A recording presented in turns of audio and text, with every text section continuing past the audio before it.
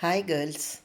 अभी अभी हमने पत्रकारिता के अर्थ का एक वीडियो सुना है, ऑडियो सुना है। तो पत्रकारिता को इतनी सशक्त है कि वह सत्ता को भी पलट सकती है। तो ऐसी पत्रकारिता के लिए विभिन्न विभिन्न रूपों में टिप्पणियाँ, लेख, संपादकीय, संपादक के नामपत्र, कार्टून कोना, स्तंभ लेखन आदि लिखे जाते हैं। आज हम उसी पर चर्चा करने जा रहे हैं। तो सबसे पहले देखिए, अखबारों में समाचार और फीचर के अलावा कई कई अलग अलग सामग्री का प्रकाशन होता है। एक तरह से अखबारों में प्रकाशित होने वाले विचारपूर्ण लेखन से उस अखबार की छवि भी बनती है। विभिन्न विषयों पर विशेषज्ञ या वरिष्ठ पत्रकार स्तंभ के ज़रिए, कॉलम के ज़रिए विचार परक लेख भी लिखते हैं। कुछ अखबारों में संपादकीय पृष्ठ के सामने ऑप एड पृष्ठ पर भी विचार परक लेख और टिप्पणियाँ प्रकाशित होती हैं। आइए सबसे पहले देखते हैं संपादकीय लेखन।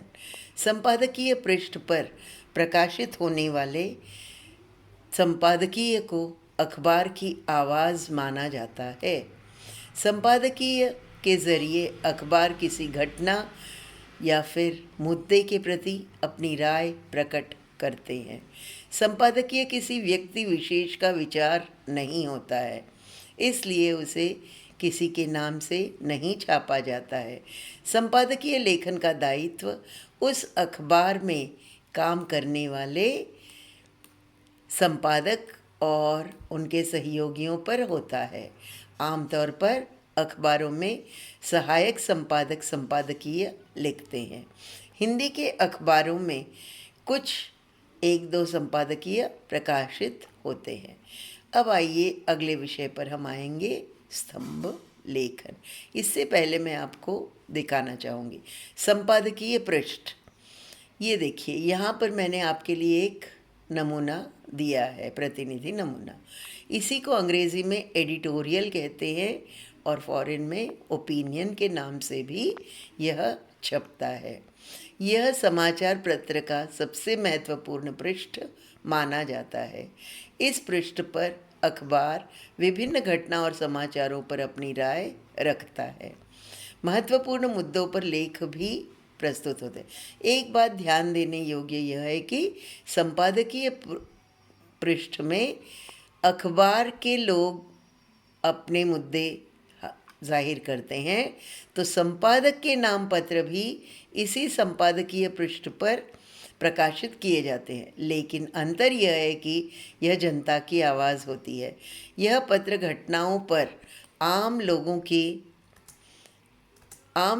लोगों की टिप्पणी होती है। समाचार इस संपादक के नाम पत्र वाले कॉलम को महत्वपूर्ण मानते हैं। अभी अभी हमने ऑप एड की बात की। ऑप एड का मतलब है ऑपोजिट द एडिटोरियल। इसकी शुरुआत 1970 में न्यूयॉर्क टाइम्स में हुई। यह संपादकीय और संपादक के नाम पत्र से भिन्न होता है। यह गद्य रूप में लिखा लेख होता है जो अखबार द्वारा प्रकाशित किया जाता है।